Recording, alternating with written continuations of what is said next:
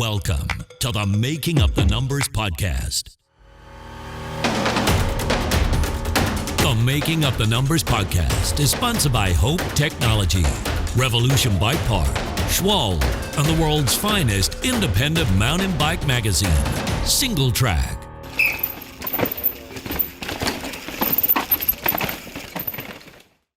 Hello, everybody, and welcome to episode 8 of season 2 of the podcast with myself, George David Thompson, and SR Suntour One Vision's Jack Redding. The first weekend in June usually sees the Downhill World Cup descend upon Fort William. It's the biggest event on the British mountain bike calendar, but this year, for reasons we all know, the World Cup didn't take place. In the absence of a live race, though, this weekend, some of the biggest stars on the World Cup race scene will be coming together for a unique event on Red Bull TV called Fantasy Fort William. And if you can't get the real thing, then this should be a close second. And joining us on the podcast today is one of those stars, a man who I discovered this week I share both first and middle names with. But when it comes to riding bikes, there's very little else we have in common. Welcome to the show, two-time elite men's world champion and in 2010 World Cup overall winner, George David Atherton. Hello, boys. How are you doing? Very good to be here. Thanks for having me.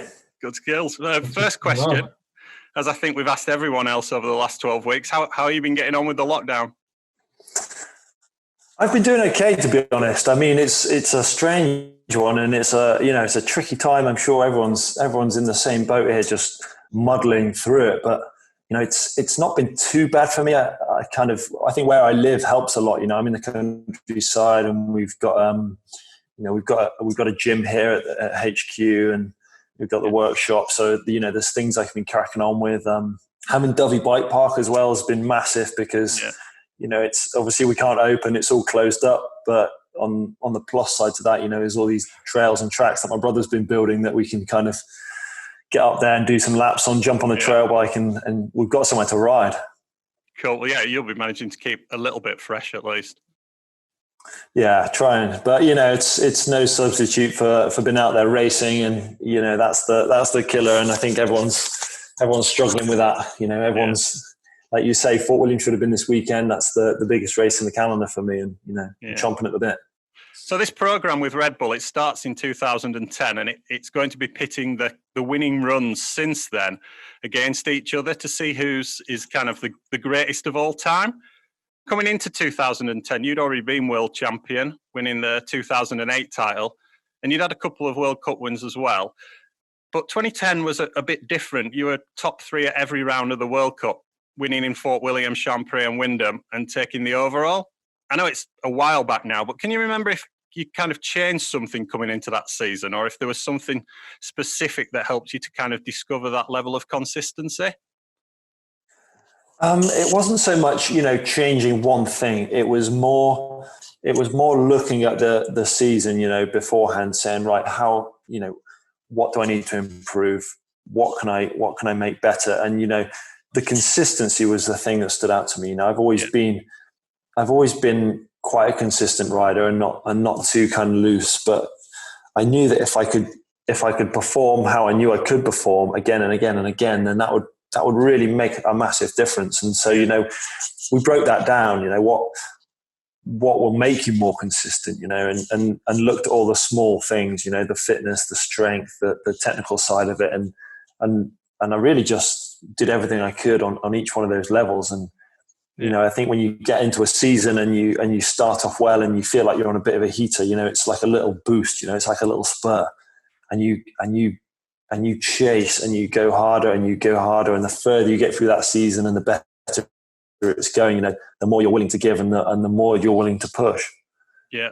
I mean, it was 6 years, I think, since your first World Cup win, that wasn't it? You won in 2004, the first one?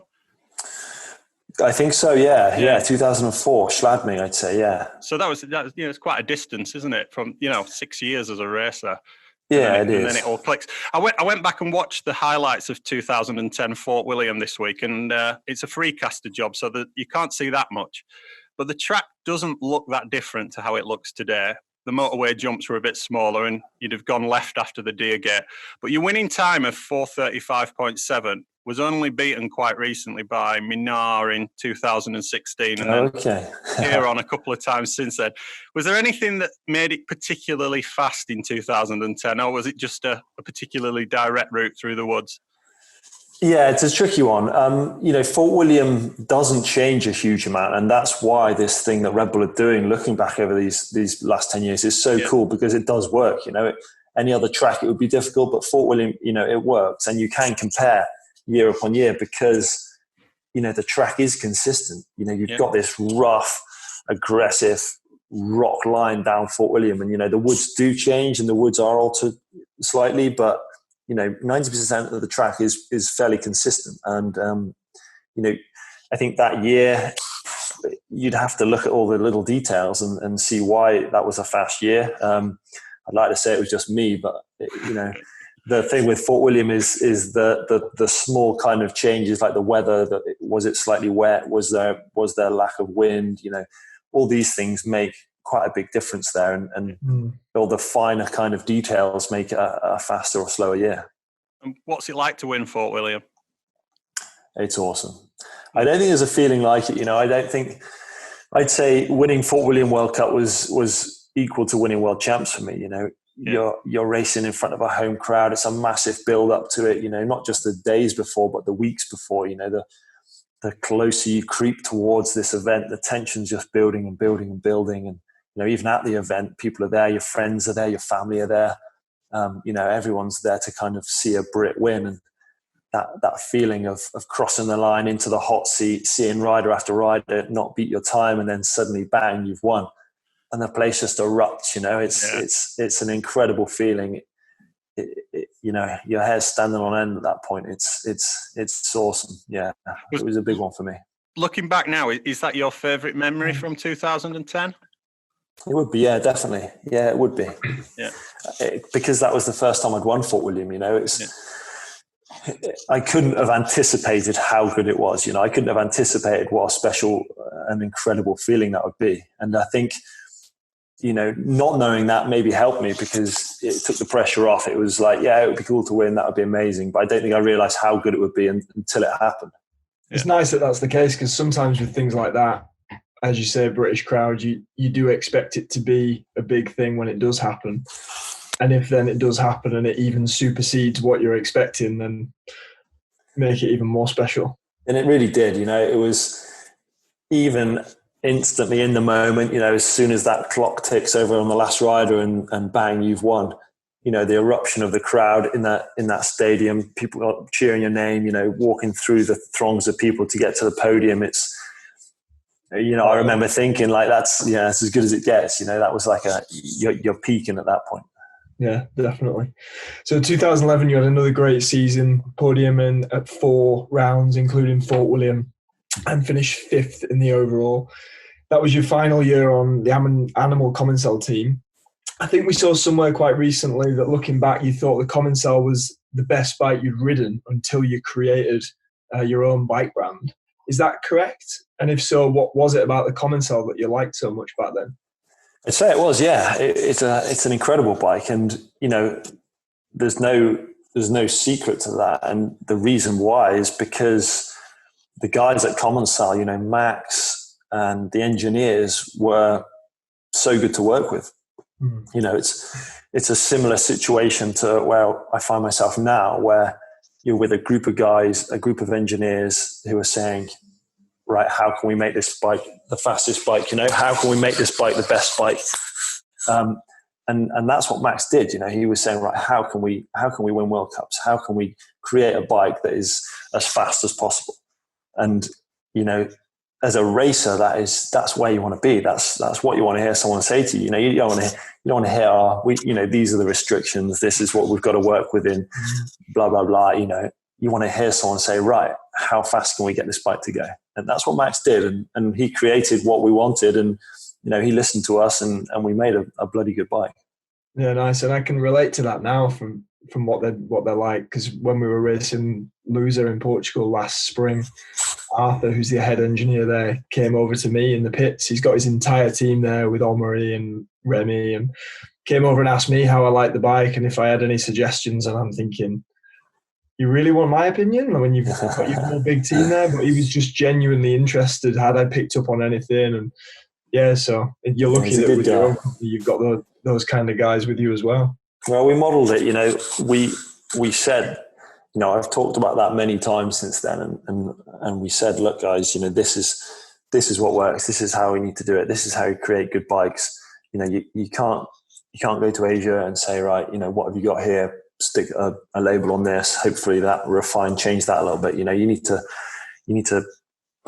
build the bike. You need to test it. You need to work on it. You need to develop it, and that's what we've been lucky enough to do. Nice. So 2012, you switched to GT and podiumed at every round again, finishing third in the overall this time, with Aaron taking his second title. You've spanned several different generations of World Cup rider, from the years of Petey, Minar and Hill. Obviously Minar's still up with you guys now, and then Gwyn, and then more recently Bruni and Piron.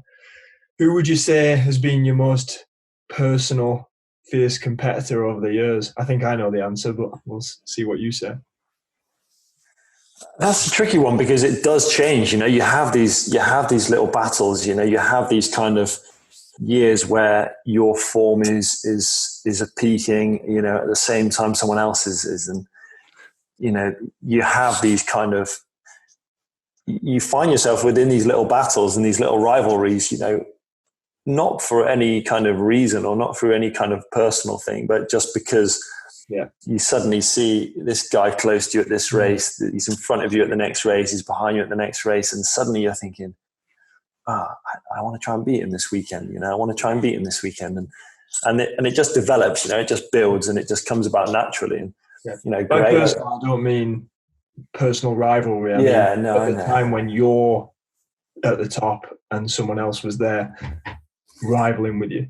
Yeah, well, it's always been a mix. I've had some good battles with Greg. Obviously we battled for the championship. I think it was 2010. We've had some good battles at Worlds as well. I think I've had one or two races where I've been second at Worlds by tenths of a second to Greg. But a good battle, a Stevie Smith battle was as good as they get, really.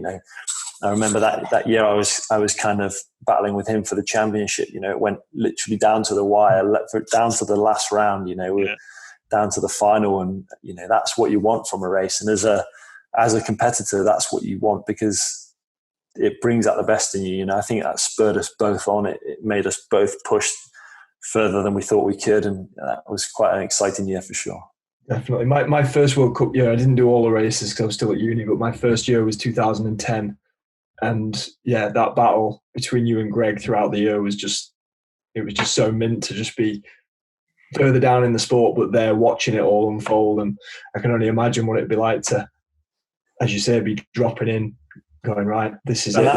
That year with Greg was the same. I think it came down to the last round. I think Wyndham was the final round that year, and we both came into that, a couple of points apart, and it was a battle all the way to the final. And I remember in that finals run just thinking, there was no kind of game plan. There was no right, where do I need to finish to get in front of Greg? If he finishes here or there, it was literally, fast as you can.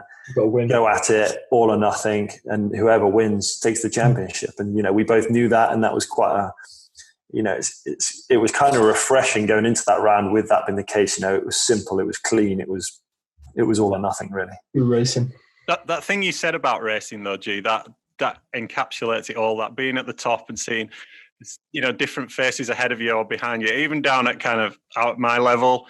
That's what it's all about. That's the fun, isn't it? That's the trying to beat somebody who beat you last week. That's it. Right. That's the buzz. Well, that's interesting, because people ask me, over the years, what have you been your biggest rivalries? And they pick up, the Minna battle, the Steve Smith battle, for the World Cup championship. But for me, they've been there since my first race. I can remember having these same battles with kids, when I was 12 years old, racing BMX. And to me then, it was no less or more personal and important than, it is for a world championship. You're still racing as hard as you can against someone that you want to beat. And, I remember being at school thinking, right, I've got a race next weekend, a few miles from home, and how can I beat this kid? It's the same process, and it's the same kind of mindset, Yeah. 2013, you took your second win at Fort William, and you also won the following weekend in Val di Sole. Looking back at the stats, Fort William was the first World Cup of the season that year, but it was your 8th race. That's like as many as some riders race in a whole season nowadays. Do you think racing so much beforehand kind of helped you get off to such a strong start? I think so, for sure. It's tricky to come out of an off season and then bang straight into a World Cup, because racing is, it's not just the physical, it's the mental side, a huge amount. And you have to be comfortable in that intense environment. You have to be able to sit there on a Sunday afternoon, finals day, with everything, relying on this next 3 minutes of riding, and be relaxed with it, and be calm with it, and be willing to kind of ride as fast as you can then as when you're at home in the local woods. And the only way to do that is by racing more and more and more, and being comfortable and being kind of your natural self at a race. That's going to make this season so interesting, because I think obviously the Americans had a race last week, but so few of us are going to get on the clock before September.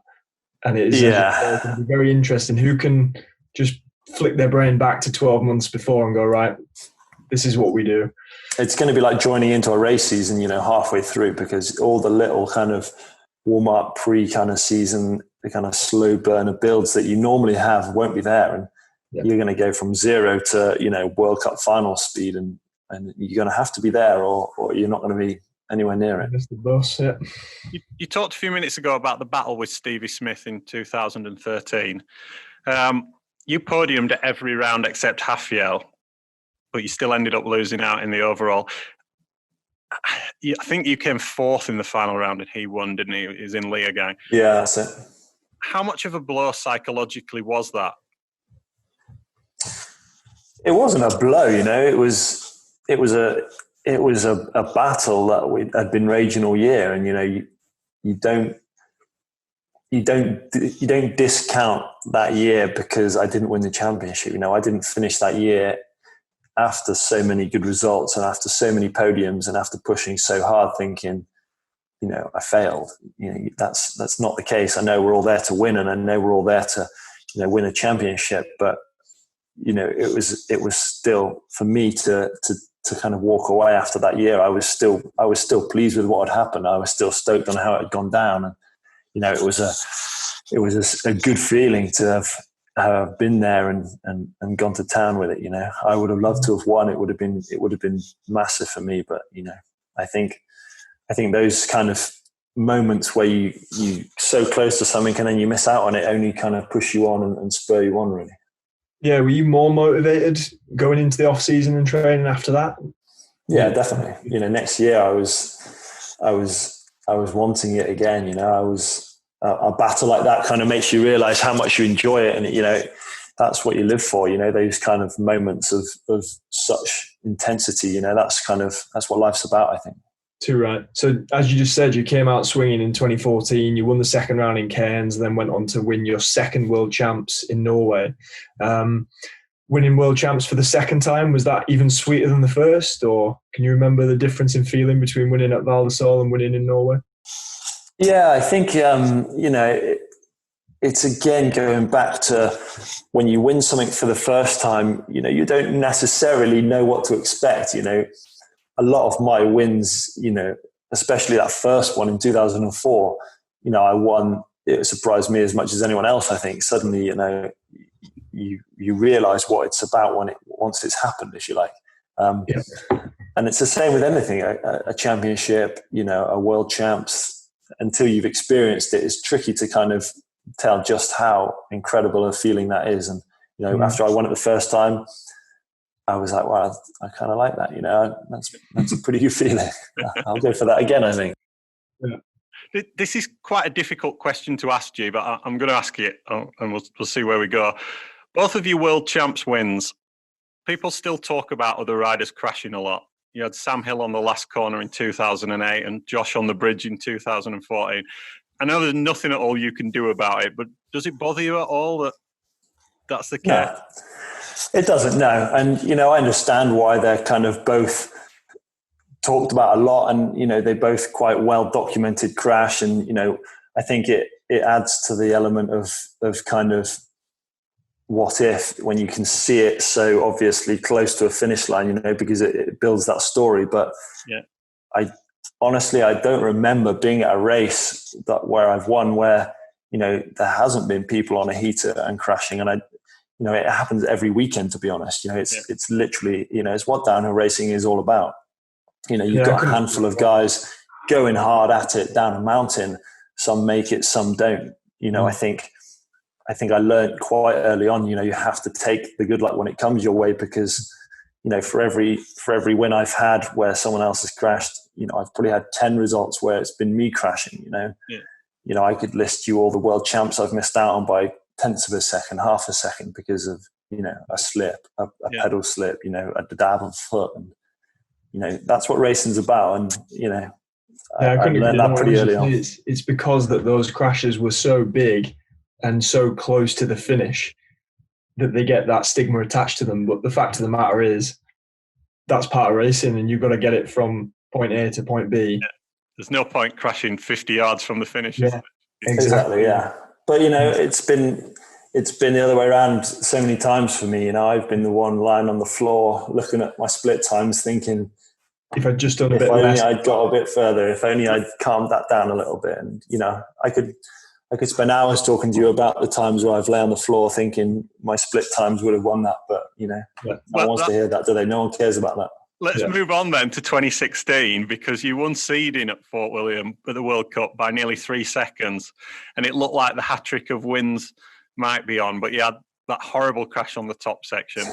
What happened there? And was that one of those moments? It was, yeah. It was exactly one of those moments. I was on a great weekend. The bike was set up well. I was feeling strong. I had a good qualifier, nothing special to me. And, I had a big lead. And, there was no doubt in my mind I could have repeated that in the finals and taken another win. But, the smallest of changes or mistakes meant that I was instead slammed into the floor and was lay there, picking myself up and nursing myself down the hill. And, I wasn't bitter about that. I wasn't upset about that. It was just, downhill racing's a tough game to be in. And if you're not prepared to take the rough and to take the hits, you're racing with the big boys there. So, you've got to be ready for that. And just wash? Or was it a rock or? I dropped into that gully that you see me drop into. And as you exit that onto that fast kind of pinball section, I kind of rocked back slightly. I remember my weight just kind of coming off the front end, and, classic Fort William, those loose kind of gravelly marbles, as soon as you kind of unweight a part of the front wheel, bang, I was down. And, it was a big crash. I went down hard and I jumped up, and the adrenaline's firing for a World Cup finals run. So I just rode to the bottom. But after, 20 minutes at the bottom, I was thinking, this isn't, shoulder was sore. There was like all sorts going on, and it was a rough crash. I think it was around that time we started seeing you in a rally car. Talk to us about the rallying. Did you ever have serious ambitions to start a career and switch over, or was it always just a hobby? No, just for fun, and it was good fun. I loved it, and I still do. But for me, it was always just something on the side. I've spent my whole life racing, and you love going fast and seeing what you can do with whatever vehicle you're in or on. And, that's what it was about for me. But at the same time, it's always about bikes. Two wheels is what I love, and, I would never switch. Are you still doing the rallying competitively at all? Or? No, I've not been in a car for a little bit, actually. No, I've not had a chance, to be honest. It's the last few years have been busy, so yeah. I wish. 2016 was your first season on Trek, and it was also Rachel's perfect season, 7 out of 7 World Cup wins and World Championships. How did you find that whole experience? Watching Rach win every World Cup, bloody hell, hard work.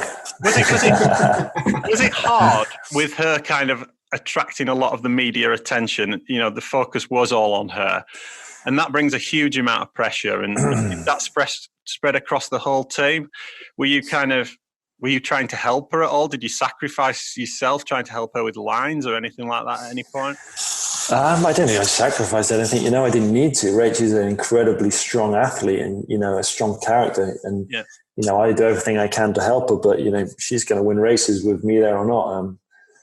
She's a strong racer, when it comes to that Sunday afternoon final. And I think it was cool seeing that, it was cool seeing your little sister absolutely charging and just smashing the girls to pieces. And, I learned quite early on that Rach outperforming you at races was something I was just going to have to get used to, because, there's not many people that could keep up with her. And I think, that's still the case. She turns up to a race and she's fit and healthy, then, there's going to be a lot of girls looking around worried, I think. I think that was insane. Sorry, George. Yeah, sorry. I think even now, coming into this season, I think if she's fit, she'd be the favourite to win it. I think so. On her day, she is better than the others. Faster than the others. She's got this ability to be able to spend, the month before a race, not quite feeling it, not quite there, telling everyone she's struggling, me and Athy trying to nurse her through whatever problem or injury she's facing, and you think, oh my God, she really is struggling. What's going to happen? And then bang, Sunday afternoon, she wins by 11 seconds, and you think, what the hell's that about? Where's that come from? And I don't know where she gets it.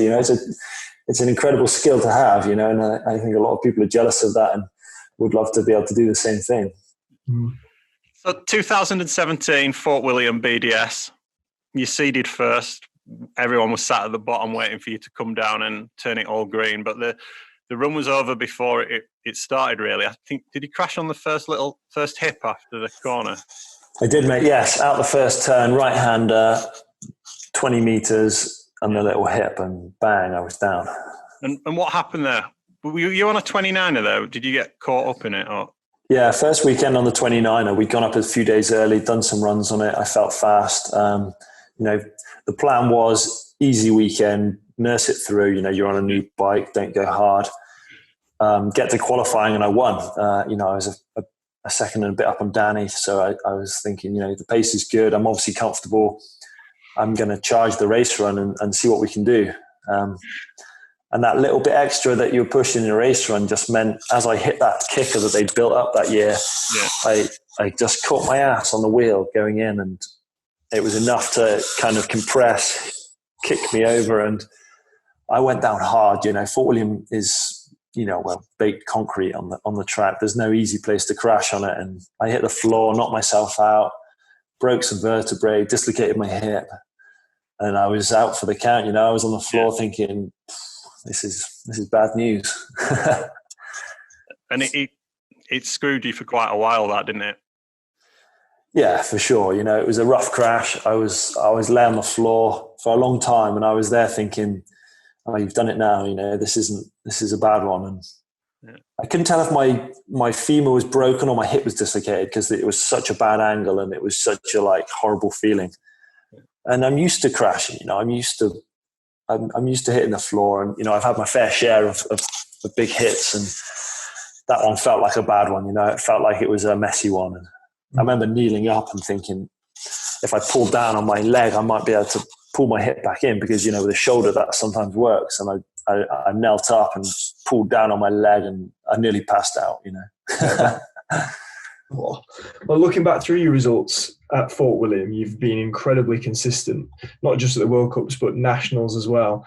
You put that down to anything in particular? Is it repeat visits up there, testing? I think, to be honest, it's what Fort William means to me. Yes, we get a lot of time riding there and testing, but that isn't the reason for it. It's because Fort William is a special place for me. You turn up to Fort William and you get those kind of hairs in the back of your neck standing up. It's a special place. I've spent a lot of time up there racing, and it holds a lot of memories, and it does mean a lot to me. So I make sure I'm on form and I focus on Fort William. And last year I won the British round there, and I made a mistake at the World Cup, which kicked me back a bit, but it's still a place that holds a lot kind of dear to me, and I like to I put a lot into that. You proved at La Bresse at the end of 2018 that you can still win World Cups by finishing second. But would you say that 2010 through to 2014 was when you were at the peak of your career so far? I'd say so, yeah. Look, the results would definitely back that up. And, I think all athletes have that kind of that ebb and flow during a long career. It's, if you're racing for a few years, you have a peak and then that's it. But if, when you look at the riders that have had long careers, myself, Greg, McKenna, yeah. PT, these boys that have been in it for long, long times and, kind of span different generations of riders, I think, you see these kind of peaks and troughs. It's hard to hold the peak the entire way through. And a sport like downhill, especially because 100%. the physical side is so tough, it's so aggressive and injuries are inevitable. And, injuries, you might break a collarbone, 6 weeks later, you're okay. Another injury could stay with you 2 years. It's so unique to the injury, the physical recovery, the mental side to that injury. Yeah. It naturally creates these kind of patterns during your career where you feel like you're on form, everything's kind of ticking the box, but there's something not quite there. There's something, it's a tiny thing, but something's missing. And, it's the difference between being on the podium every weekend to being, top 10 every weekend. Yeah, absolutely. And then the question I really want to ask at the end of that is, do you feel there's another peak there? I think so. And if I wasn't, if I didn't think that, I wouldn't be racing because I'm a competitive person. I love racing and I've racing since I was 11 years old. And, if I didn't think I still had more to give and still wanted to throw more at it, I would do something else. And, I'm still enjoying it. I still feel fit.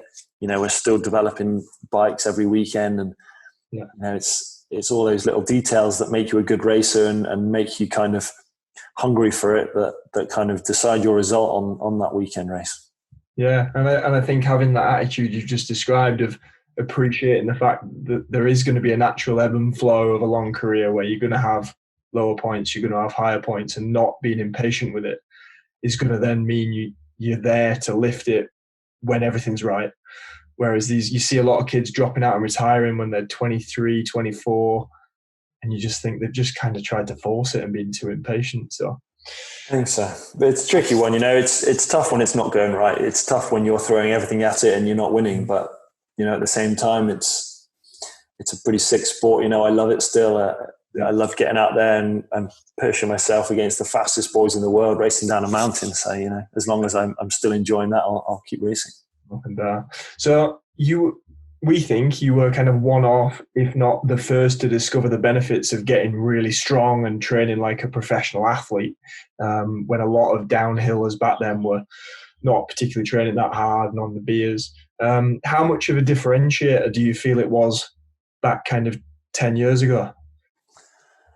Well, I think the training came about for me because, me and Dan were racing and we loved it, and we would spend every minute thinking, how can I do better at the next race? How can I go faster? It was natural for us to say, right, what's going to help me? We didn't start training because we loved it and liked going in a gym. We wanted to go faster at races and race our bikes as quick as we could. And being strong meant you're going to go better. And that was something we learned quite early on, if you like. And the other side to that is the injury.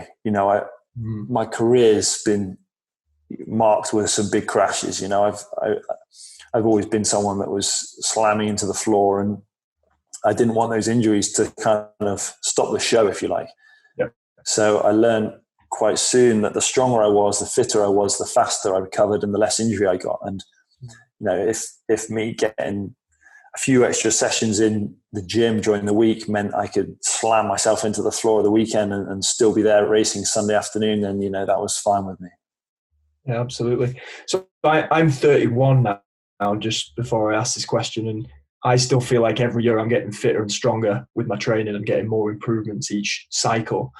35 now, G. Have you found there's been any challenge in terms of your fitness at the moment, or are you still in a place where your body's responding well to all the training?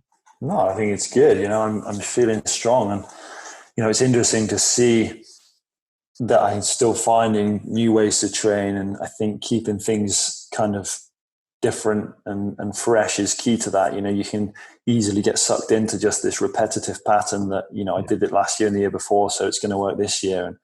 And you really have to be able to listen to your body. And I think the longer you race for, the better you get at that. The better you get at thinking, right, I need to alter this, I need to change that. This doesn't feel right. That's not quite how it should be. And obviously, the longer you race for, the more injuries you have, and that's a big part of it too. You have to adjust your training for those injuries, and rehabbing this, prehabbing that, and it's something I've kind of learned to develop and kind of keep an eye on and work on and often review, if you like, rather than just sinking into the same training block. Yeah, nice. Yeah. Well, let's take a quick break there. We'll be back with the Revolution Bike Bar big questions after these messages.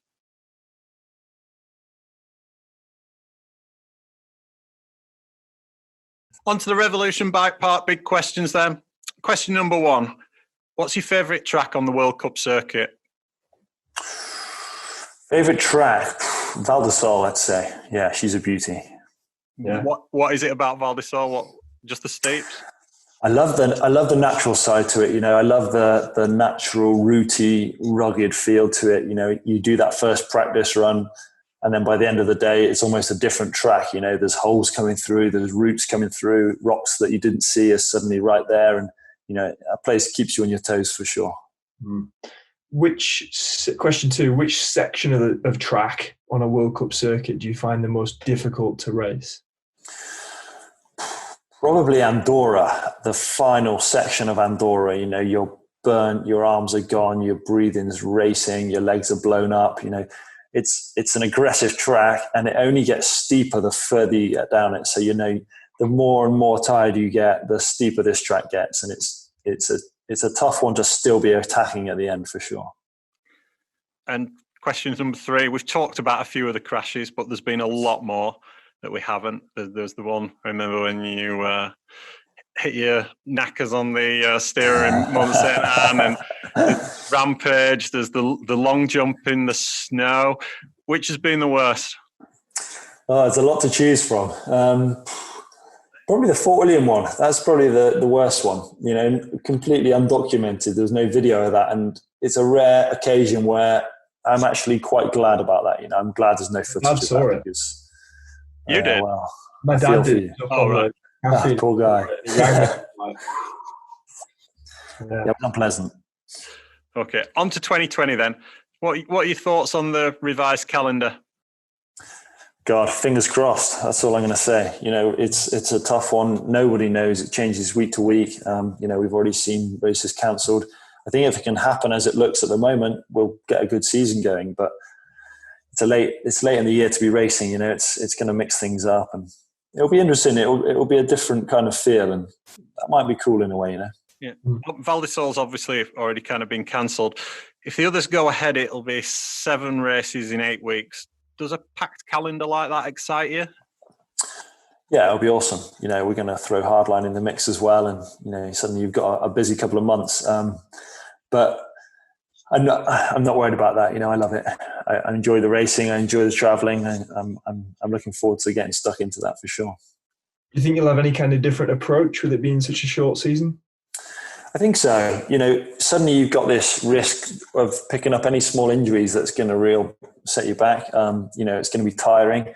It's going to be tricky to gauge having this 10-month-long off season going into a race season. It's going to be there's going to be a lot of unknowns there, and you might see boys that peaked a bit early. You might see guys not quite ready for it. It's going to be difficult to gauge because everyone's so geared towards that set kind of pre-season, off-season, race season kind of mode. Okay. We've seen you do well in all kinds of wet conditions, Champery, La Bresse. Will you kind of be crossing your fingers for a wet season for a late season that's going to be wet as well? I think so, yeah. I wouldn't mind that. I think, a late kind of like a winter season of World Cups, and I'm not for that. Nice. So we saw Steve Peat win the overall in 2006, age 32. Greg pushed Gwynny very close in 2017 when he was 35. What are your personal aspirations going into 2020? I want to chase after it. I want to get stuck into it. And last season it was a building year for us. We were developing the bike, and I didn't really feel like I was kind of finding the pace till the end of the year. And I want to start the year where I left off, and keep that push and keep building. And I know I've got some good results in me, and I want top tens, I want podiums, and I'm hungry for that. That's what I'm chasing after. What motivates you now? Is it vision of putting the new bike on the top step? I think so. It's a sick feeling racing a bike that we've built and developed ourselves, with our name on it. And, I know I'm lucky to be in that situation, and I'm lucky to have that opportunity. So, I want to make the most of that. And what about the other guys on the team? What do you think Charlie and Millie can achieve this season? Yeah, they're both strong. Charlie's absolutely flying. At the start of the season, he was on a heater, and I could tell from testing and his times and his kind of strength was there. The bike setup was good. He seemed to be in a good place mentally. I think Charlie's got a lot to kind of improve on from the previous years. And I think over the next couple of years, we'll see a kind of the real him coming through and him settling into a kind of, a consistently fast World Cup rider. Yeah. And Millie, first year? Yeah, she's first year elite. So it'll be exciting to see her go after it. It's the girls is always such a wild race and so unpredictable. I think she's so strong, and her technical side's pretty good. I'd say she's a podium contender. And Rachel, this has all kind of played into her hands a little bit, as we said earlier, with the Achilles injury. How's she doing? Yeah, it's worked out well for Rach. She wouldn't have been ready early this year. She wouldn't have been ready for those first couple of World Cups because, the Achilles is a massive injury to come back from. But I've been riding with her lots. I've been at the bike park with her, and I've seen, that old classic Rach is there. And, I see her when she's having fun and on her bike, and she's enjoying it, and she's riding bloody fast. And, when Rach is in that frame of mind, she's a dangerous girl to be up against. Well, let's talk a bit about Atherton Bikes then. First question, given you kind of took over an existing company in robot bikes, which was pretty well regarded, how come it took so long to get to production? Because we didn't take over an existing company. The technology was there. The guys had been working on it to develop the robot bikes, but there was a lot missing from that, Right. and Atherton Bikes started from new. Robot ceased to exist. The guys kind of started working with us, and they brought the engineering kind of skills that they'd been honing over the previous years with them. But the bike is built from the ground up. We had to change so much. We were still working with Dave Weigel on that DW6 link, but 90% of everything else had to be changed and improved and adjusted and altered, and Wow. a lot more than would be kind of visible from the outside, if you like. And it's the difference between having a bike that's nice to ride, nice to look at, would have been good at the weekend to go down your woods on, to having a bike that's going to be at a World Cup weekend after weekend, taking the abuse it gets and being consistently good, not breaking, not snapping, not been up to form, and it took a lot to get that. We had to make a lot of improvements, but we did. And, the manufacturing technique of 3D printing means your turnaround is so much quicker. We wouldn't have been able to do that in a year with that kind of classic carbon fiber layup in Asia. It would have taken a couple of years to do what we did in 3 or 4 months. It's obviously really important to you to get the bike right before you launched it. Was there ever any point, any pressure to kind of say, look, we've got a robot bike was okay, let's just put that out and we'll make a V2 or anything like that? No, that was never the case. And, the idea of Atherton Bikes has been one we've been talking about between ourselves for a long time. It was something we wanted to do and would love to have do, but we didn't have the kind of we weren't in a position to do it. We didn't have the facilities or the right people to do it. And it wasn't until we kind of saw those things drop into place, meeting the right people, developing different techniques, that we realized we could do this. And it became a reality. But there was at no point where we were willing to do it on a substandard bike in a half-hearted way. We wanted to have a bike we could be competitive on at World Cups. And the robot thing, the ideas were there and the technology was there, but that's all that was there. They had an okay trail bike, and that's a long way from having a good World Cup downhill bike. They're worlds apart, and that was something we realized. That was something we knew from the start, and that was always the biggest challenge for us. The time of having a World Cup season ticking closer and closer. It meant what we could have had 2 years to do meant we had 3 months to do. Yeah. And what bikes have you got in the range at the moment? We've obviously got the downhill bike, which is the first bike we developed. That was kind of key to get that going for the race team, which has been incredible. Last year was the first year I got through the whole team got through an entire race season without breaking any bikes. Wow. Which is pretty unheard of even these days.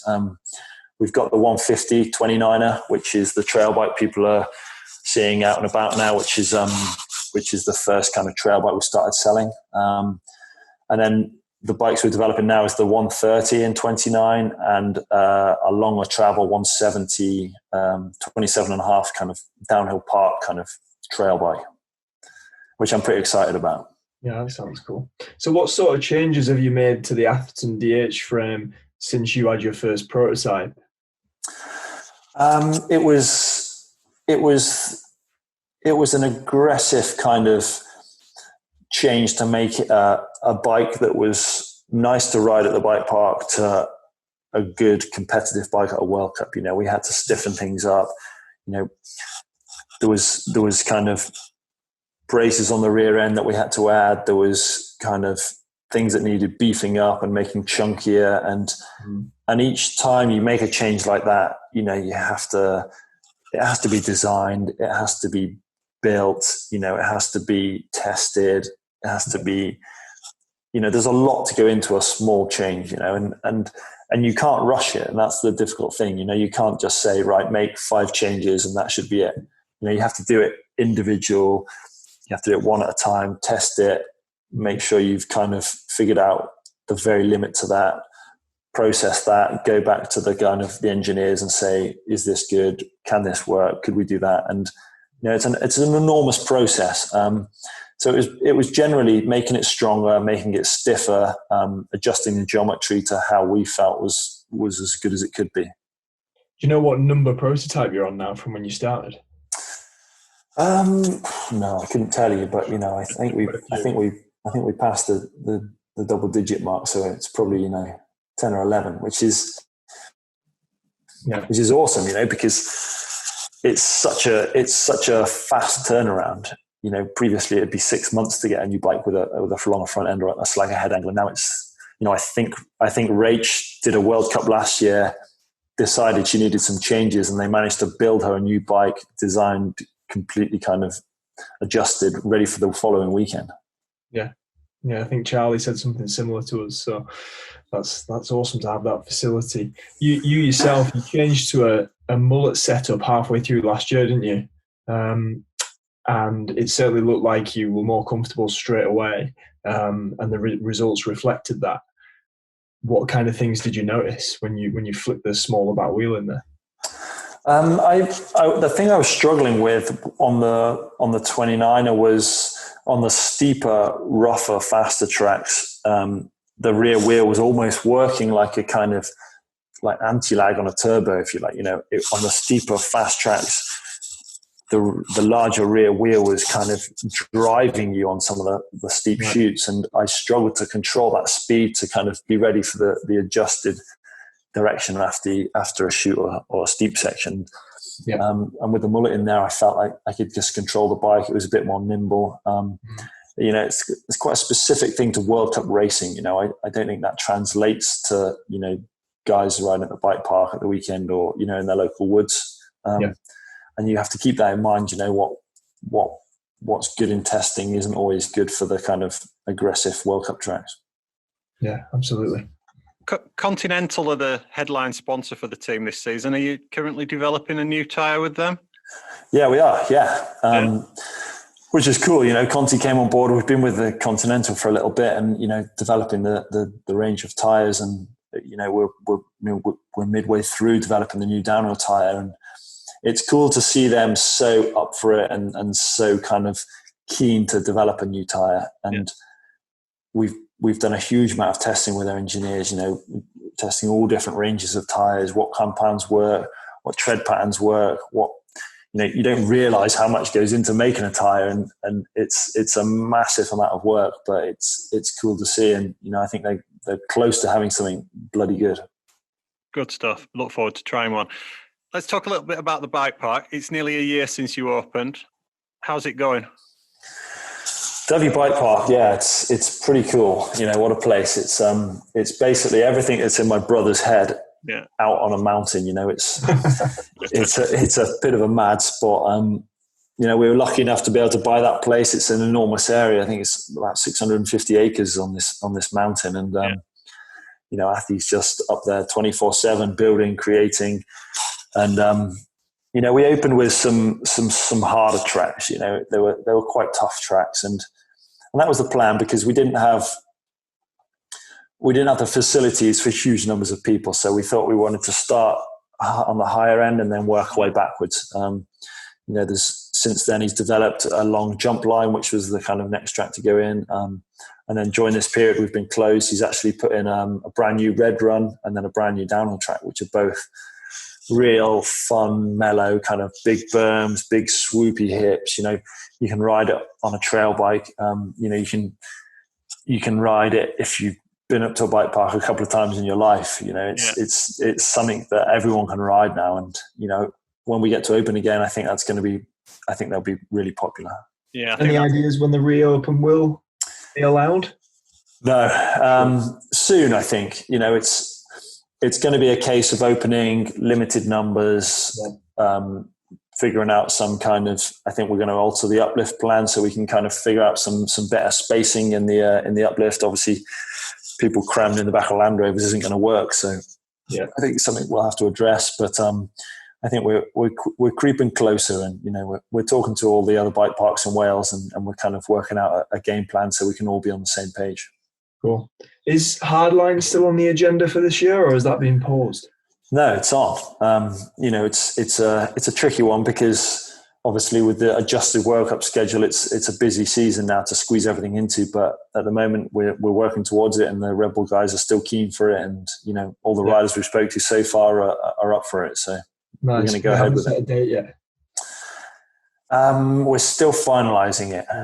Got to squeeze it in, and I guess it depends on if any more World Cups are cancelled to give you more. Exactly, yeah. But there is space, and there is a spot for it, which is the main thing. Cool.